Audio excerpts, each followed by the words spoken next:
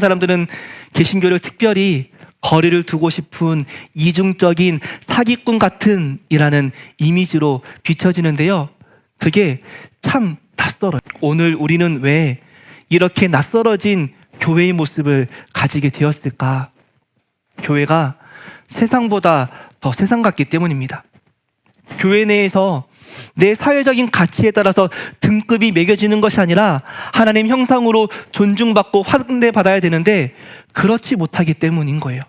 교회에서 내 아픔과 슬픔을 옆에 있는 지체에게 나눌 수 있고, 아픔과 상처를 나눌 때에 왜곡된 판단 없이 함께 우는 것이 교회이어야 하는데 그렇지 못하기 때문입니다. 약자를 보살피고 사랑으로 희생으로 보듬는 공동체가 되어야 하는데 그렇지 못하기 때문입니다.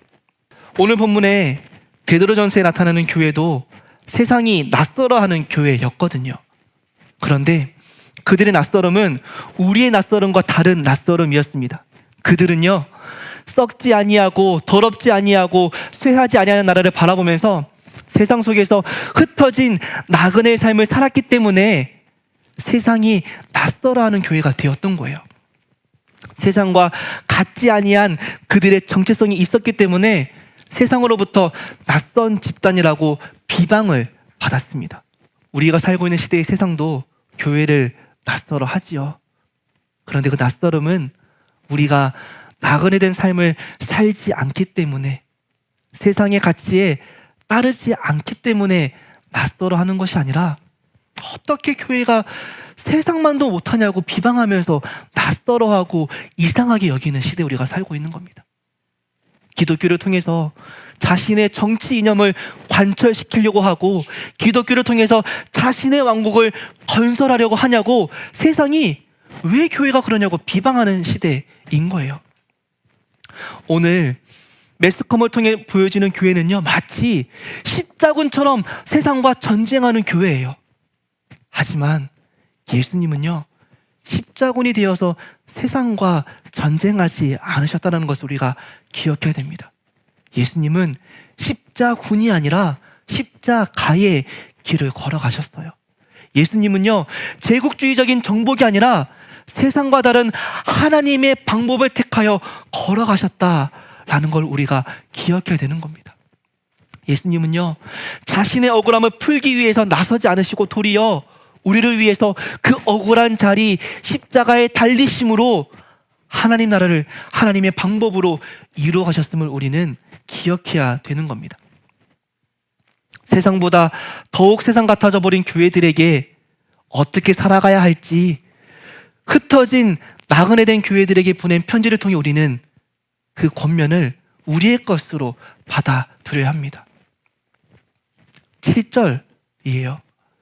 마지막 때가 반드시 있고 하나님께서 각 사람의 행한 대로 심판하실 것이라는 것을 기억하는 신앙인이 되어야 합니다. 그래서 우리의 정신을 세상에 두지 아니하고 그리스도의 길, 그리스도의 방식에 두고 깨어 기도해야 된다라는 겁니다. 정신을 차리라 라고 성경이 말해요. 이 정신 차리다라는 말은요, 종말을 기억하는 지혜를 가지는 것을 말합니다. 이 땅에 영원히 사는 것이 아니라, 이 땅에 떵떵거리면 멋진 삶이 아니라 종말을 기억하는 지혜로운 삶을 살라, 이 말이 정신을 차리라 라는 말인 거예요. 우리가 진짜 두려워해야 할 것, 그것이 무엇인가?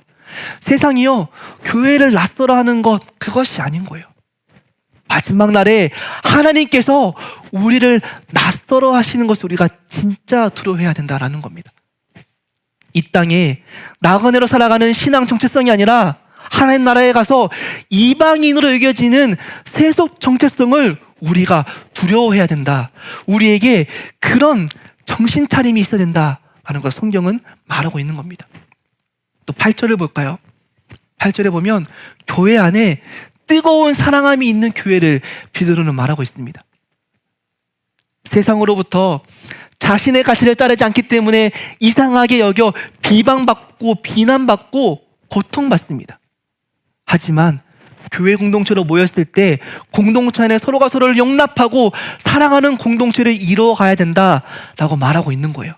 실제로 초대교회에서 이 교회 공동체 안에 형제 사랑을 보고 사람들이 놀라서 그 공동체에 속하기 위해 찾아온 일들이 참 많이 남겨져 있습니다.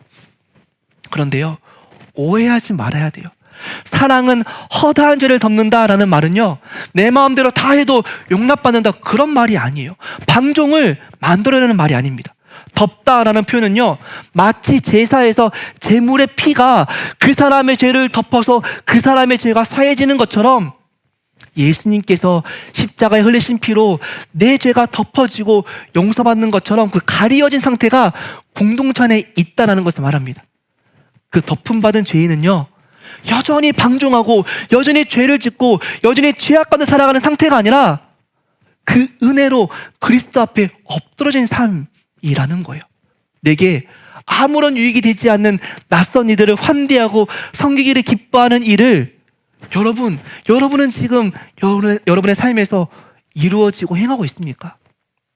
그들이 마지막 날을 기억하는 사람들이었기 때문에 그런 거예요.